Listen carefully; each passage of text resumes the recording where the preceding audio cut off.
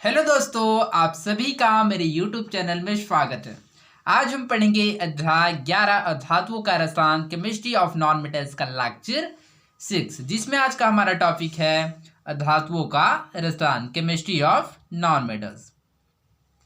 तो इस टॉपिक में आगे बढ़ने से पहले चलिए हम लोग कल का क्वेश्चन देख लेते हैं, फिर इस टॉपिक में हम लोग आगे बढ़ेंगे। तो हमारा कल का क्वेश्चन है प्रश्न पहला, उपधातु किसे कहता है? कोई दो उदाहरण दीजिए। ओके, तो जैसे कि आप लोगों को मैंने उपधातु के बारे में बताया था कि उपधातु किसे कहते हैं, तो चलिए उपधातु के बारे में जानते हैं।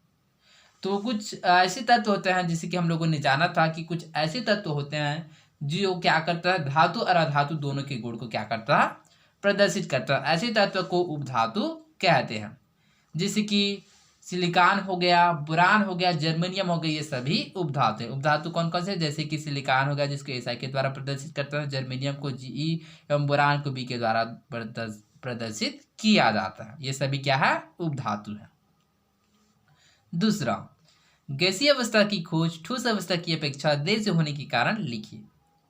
तो गैसीय अवस्था की खोज ठोस तत्व की अपेक्षा देर से होने का कारण यह है क्योंकि मध्यकाल तक गैसीय पदार्थों के बारे में अधिक जानकारी नहीं थी। चूंकि अधिकतर जो अधातु है वह क्या है, गैसीय अवस्था में ही मिलता है, इसलिए उनकी खोज तभी हुई जब गैसों को प्राप्त तथा एकत्रित करने की विधियां विकसित हुआ। उससे पहले गैस अवस्था की कोई स्पष्ट समझ न होने के कारण रासायनिक अभिक्रिया में गैसों के भाग लेने या अभिक्रिया के बाद बनने की नहीं समझाया जा सका था। इसी वजह से क्या है, गैसीय तत्व की खोज ठोस तत्व की अपेक्षा देर से होने का कारण यही है। तीसरा, समूह 18 के तत्व सामान्यतः रासायनिक अभिक्रियाओं या रासायनिक क्रियाओं में भाग नहीं लेते। क्यों? क्योंकि हम लोग जानते हैं कि जो समूह 18 के तत्व के जो ऑक्टेट होता है अर्थात जिसके अष्टक होता है वह पूर्ण रूप से भरा हुआ होता है। इस वजह से जो समूह 18 के जो तत्व है वह सामान्यतः रासायनिक अभिक्रियाओं में भाग नहीं लेते। ओके, और इसमें आप लोग याद रखिएगा कि जो समूह 18 के जो तत्व होता है उसको अक्रिय गैस, दुर्लभ गैस या इनर्ट गैसेस या रेयर गैस भी कहा जाता है। तो आप लोग इसमें कंफ्यूज मत होइएगा। तो आई होप आप लोगों को समझ आया होगा। तो चलिए बढ़ते हैं हमारे आज के टॉपिक में। हमारा आज का टॉपिक है धातुओं का रसायन केमिस्ट्री ऑफ नॉन मेटल्स। आवर्त सारणी में धातु या हाइड्रोजन को छोड़कर समूह 14 से लेकर समूह 18 तक स्थित है, अर्थात इन धातुओं के परमाणु के बाहरी कोश में 4 से 8 इलेक्ट्रॉन होते हैं। ओके, तो जो आवर्त सारणी के अधातु कहाँ तक स्थित है, तो समूह 14 से लेकर समूह 18 तक स्थित है, किसको? हाइड्रोजन को छोड़कर, क्योंकि हाइड्रोजन क्या है, समूह 1 में स्थित होता है। अर्थात इन अधातुओं के परमाणु के बाहरी कोश में 4 से 8 इलेक्ट्रॉन होते हैं। कैसे? तो चलिए इसको समझते हैं।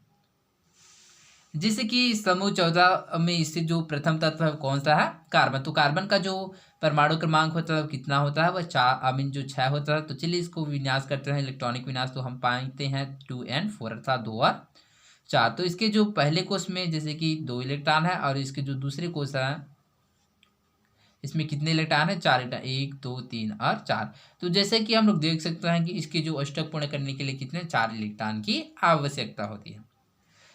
और क्या होता है, परमाणु के बाहरी कोश में 4 से 8 इलेक्ट्रॉन होता है और इसके जो बाहरी कोश में कितने 4 इलेक्ट्रॉन होता है। ठीक इसी प्रकार क्या है, समूह 18 के तत्व हो गया, जैसे कि नियान का जो परमाणु क्रमांक कितना होता है? 10 होता है। इसका विनाश करते हैं तो हमको 2 8 प्राप्त होता है। पहले कोश में 2 इलेक्ट्रॉन एवं दूसरे कोश में कितने 8 इलेक्ट्रॉन। तो चलिए इसको डिनोट करते हैं 1 2 3 4 5 6 7 और 8। जैसे कि हम लोग देख सकते हैं कि क्या है, जो नियान के जो बाहरी कोश में 8 इलेक्ट्रॉन उपस्थित है। इस प्रकार से अधातु के परमाणु के बाहरी कोश में 4 से 8 इलेक्ट्रॉन होते हैं। चूंकि अधातु में इलेक्ट्रॉन ग्रहण करने की प्रवृत्ति होती है, इसलिए ये विद्युत ऋणात्मक होती है। चूंकि जो अधातु होता है इसके बारे में हम लोगों ने जाना था कि क्या करता है, वो इलेक्ट्रॉन ग्रहण करने की प्रवृत्ति रखता है, अर्थात वो क्या करता है, इलेक्ट्रॉन को ग्रहण कर ऋणायन बनाता है, इसलिए वह विद्युत ऋणात्मक या इलेक्ट्रोनेगेटिविटी होते हैं। तो विद्युत ऋणात्मकता किसे कहते हैं? तो चलिए इसके बारे में हम लोग समझते हैं।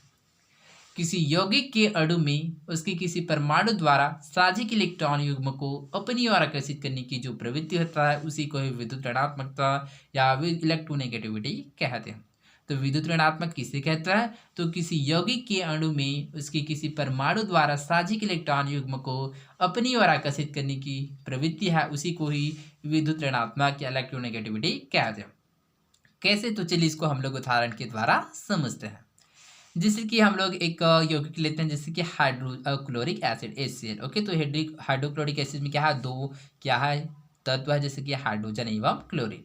तो हाइड्रोजन का जो परमाणु क्रमांक होता है वह 1 होता है, क्लोरीन का परमाणु क्रमांक 17 होता है। तो चलिए इसके विनाश करते हैं, तो हमको प्राप्त होता है 1, 8 और 7। ओके, ये कितना हो गया, हाइड्रोजन का 1 और क्लोरीन का 17।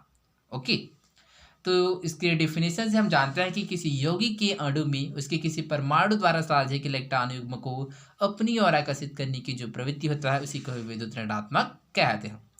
तो चलिए इसको विनाश के द्वारा समझते हैं। जैसे कि मैं यहाँ पर डिनोट कर रहा हूँ, जैसे कि यहाँ पर किस साइड, चलो यहाँ पर। तो जैसे कि हाइड्रोजन हो गया, हाइड्रोजन का परमाणु कितना है, वह 1 है, एवं क्लोरीन हो गया, क्लोरीन का कितना होता है 17, और इसके बाहरी कोश में कितने 7 इलेक्ट्रॉन प्रेजेंट होते हैं। तो चलिए 7 इलेक्ट्रॉन डिनोट करते हैं, 2, 4, 6 और 1, 7। तो ये क्या है, हाइड्रोजन की एक अणु क्या होता है, जो क्लोरीन की क्या है एक अणु के साथ क्या करता है, वह साझा करता है। इसी को क्या बोलते हैं, इलेक्ट्रोनेगेटिविटी या विद्युत ऋणात्मकता कहते हैं। ओके, तो जिस प्रकार से हम लोग देख सकते हैं कि इस प्रकार से यह आपस में क्या करते हैं, बंध बनाते हैं, एवं इसके मध्य जो बनने वाला बंध होता है वह सहसंयोजी बंध या साझा बंध होता है। ओके, क्यों, क्योंकि इसमें जो इलेक्ट्रॉन का जो भाजन होता है अर्थात विभाजन होता है वह समान रूप से होता है। तो आई होप आप लोगों को विद्युत ऋणात्मक के बारे में समझ आया होगा कि किसी यौगिक के अणु के क्या है, उसके किसी परमाणु द्वारा, जैसे कि हम लोग देख सकते हैं उसके परमाणु द्वारा साझे इलेक्ट्रॉन को क्या है अपनी ओर आकर्षित करने की जो प्रवृत्ति है उसी को ही विद्युत ऋणात्मक कहते हैं। आप जानते हैं कि अधातु धातु की अपेक्षा अधिक विद्युत ऋणात्मक होती है। ओके, तो हम जानते हैं कि जो अधातु होते हैं क्या करता है, धातु की अपेक्षा अधिक विद्युत ऋणात्मकता होती है, क्योंकि वह क्या करता है, इलेक्ट्रॉन ग्रहण कर ऋणावेश बनाता है। किंतु प्रत्येक अधातु की विद्युत ऋणात्मकता भी भिन्न होती है। ओके, तो ठीक इसी प्रकार जो अधातु होता है उसके भी जो विद्युत ऋणात्मकता होता है वह भी भिन्न भिन्न होता है। अधातु की विद्युत ऋणात्मकता का मान 2.01 से 4.1 के मध्य होता है, और जो अधातु की जो विद्युत ऋणात्मकता का जो मान होता है वह 2.01 से 4.1 के मध्य होता है। आवर्त सारणी में हमने देखा कि विद्युत ऋणात्मकता समूह में नीचे जाने पर घटते हैं और आवर्त में दाएं से जाने पर बढ़ते हैं, इसलिए आवर्त सारणी के समूह 17 के तत्व अधिक विद्युत ऋणात्मक है।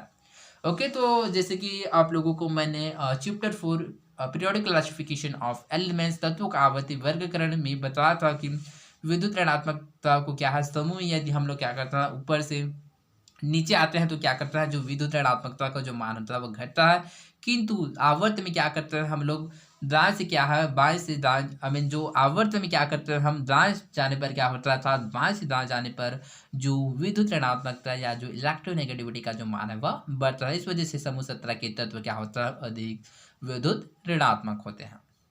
फ्लोरीन की विद्युत ऋणात्मकता मान सबसे अधिक है। ओके, तो फ्लोरीन नामक जो तत्व है इसका जो विद्युत ऋणात्मकता वह सबसे अधिक होता है, और ऑक्सीजन और फ्लोरीन का मान भी लगभग आसपास ही। ओके, ऑक्सीजन और फ्लोरीन का जो मान है, जो वैल्यू है लगभग क्या है, आसपास ही होता है।